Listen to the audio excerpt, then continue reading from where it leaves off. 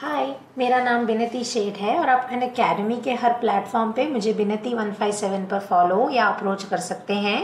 और हमारी सीरीज़ का नाम है 100 ट्रांजिशन वर्ड्स एंड फ्रेजेस, जिसमें जो 100 वर्ड्स हैं वो आपकी इंट्रोडक्शन टू ट्रांजिशन वाले चैप्टर में लास्ट 3 स्लाइड्स में लिखे गए हैं and they were all taken out of one newspaper page of the Indian express. Moving on, तो हम जो ये वाले वीडियो में देखेंगे वो है कंक्लूजन एंड समरी ट्रांजिशंस। तो ये ऐसे ट्रांजिशंस होते हैं जो या तो कंक्लूड और कंक्लूजन ऑफ वन पैराग्राफ और मल्टीपल पैराग्राफ्स, या तो समरी। जैसे समरी क्या होती है, पूरा कुछ बड़ा सा पढ़ के आप उसको 50 to 100 वर्ड्स के अंदर समराइज करके, मतलब शॉर्ट कंप्रेस करके आप उसे शॉर्ट में लिखते हैं, राइट। तो वो आपका रहता है समराइज। तो अगर आप किसी भी लॉन्ग पैसेज या स्टोरी को कंक्लूड करेंगे या समराइज करेंगे तो वो चीज़ को दिखाने के लिए आपको कोई वर्ड्स यूज़ करने रहते हैं। तो उसका सबसे कॉमन एग्जाम्पल है इन कंक्लूजन और टू समराइज, टू कंक्लूड या ऑन द होल या इन क्लोजिंग, राइट। तो ये जो 5 वर्ड्स हैं, आप कंक्लूजन आपकी शुरू करते हैं या समरी शुरू करते हैं, उसके पहले आप कंक्लूजन पूरा करने के लिए आप ये 4 वर्ड्स यूज़ कर सकते हैं। और समरी के कंक्लूजन में आप ये चीज़ लिख सकते हैं या किसी पैराग्राफ के कंक्लूजन में आप लिख सकते हैं। जैसे अगर आप ग्लोबल वार्मिंग के ऊपर ऐसे लिख रहे हैं और आप कंक्लूजन पे नहीं, but global warming on account of chlorofluorocarbons, right, आप उस पे लिख रहे हैं, तो उस पैराग्राफ के एंड में आप ऐसे लिख सकते हैं, to summarize the biggest culprit to wide spread global warming और greenhouse gas contribution is the carbon footprint left behind by the likes of chlorofluorocarbons, which leaks from day-to-day devices like air condition compressors, refrigeration compressors, etc. Right. मतलब ये जो ऊपर सारा कुछ कहानी लिखा, उसको अगर एक लाइन में मैं बता दूं तो सबसे बड़ा कंट्रीब्यूटर है क्लोरोफ्लोरोकार्बन्स। फिर सिमिलरली अगर आप इन कंक्लूजन भी आप टू समराइज की जगह लिख सकते हैं, या ऑन दी होल आप कैसे लिखेंगे, मतलब जैसे आपने 3-4 अलग अलग कंसेप्ट दिखाए, ग्लोबल वार्मिंग वाला एग्जाम्पल ही ले लेते हैं।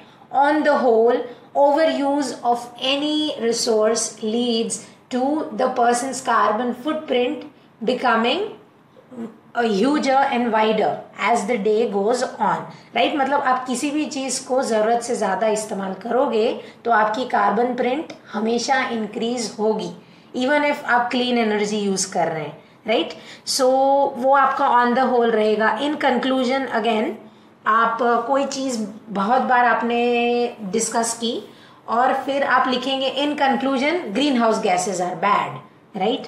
देन टू कंक्लूड भी इन कंक्लूजन का ही फॉर्म रहता है। टू कंक्लूड ग्लोबल वार्मिंग और environmental changes occurring on account of the temperatures rising and falling globally in erratic patterns is the biggest threat that humanity faces in terms of survival. If not checked in time, we don't have many nice things to look forward to in the future, right? फिर इन closing आपका रहेगा closing arguments, या आप आखिरी line of the paragraph या of your speech या आप of your whatever it is that you are talking about briefing, तो उसमें आप इन क्लोजिंग, जैसे कोई भी क्रिमिनल केसेस चलती है उसमें क्लोजिंग स्टेटमेंट्स आती है, राइट। मतलब क्लोजिंग स्टेटमेंट के बाद डायरेक्ट सुनवाई की तारीख आती है। तो this is what your in closing का भी सेंटेंस पैराग्राफ्स के अंदर या पैसेजेस के अंदर यूज रहेगा।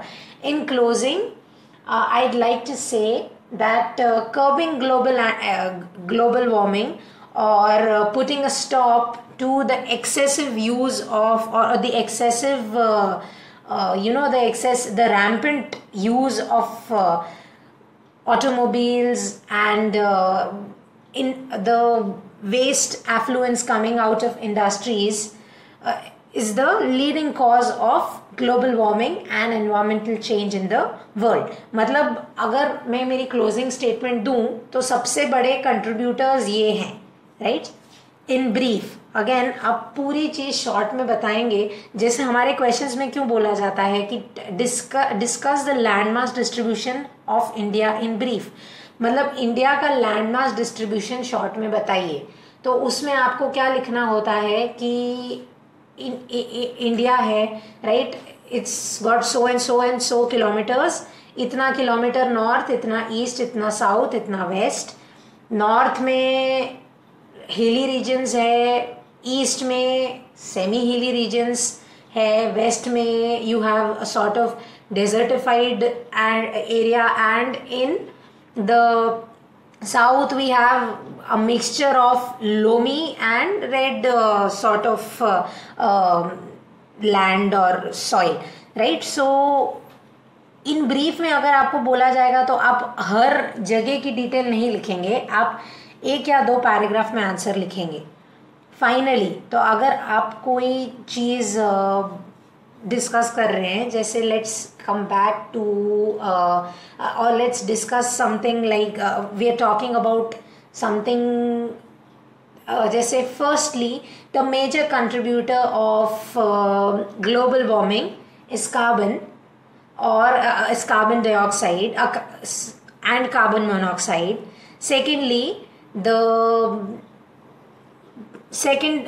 primary contributor of global warming is chlorofluorocarbons. Thirdly, it is emissions generated on account of organic gases leaching into the atmosphere like methane, etc. And finally, the biggest contributor of greenhouse gases is the remnants of war, or what happens when war machineries go kaboom, right? So ये चार reason है. सबसे last reason है जो weapons के basis पे जो fumes निकलती है वो.